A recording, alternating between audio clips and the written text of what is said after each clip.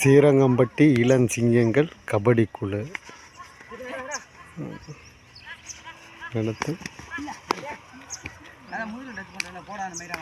இதுதான் மைதானம். இதுக்கு பக்கத்தில் ஸ்ரீரங்கம்பட்டி கருப்பர், கூழங்கை கருப்பர். இந்த சாமி வந்து கூழங்கை கருப்பர்.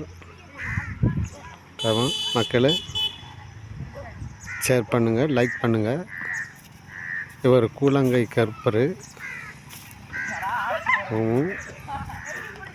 இதுக்கு பக்கத்திலே தான் பசங்க வந்து கபடி விளையாண்டு கொண்டு இருக்கிறார்கள். இளஞ்சிங்கங்கள் கபடி குழு.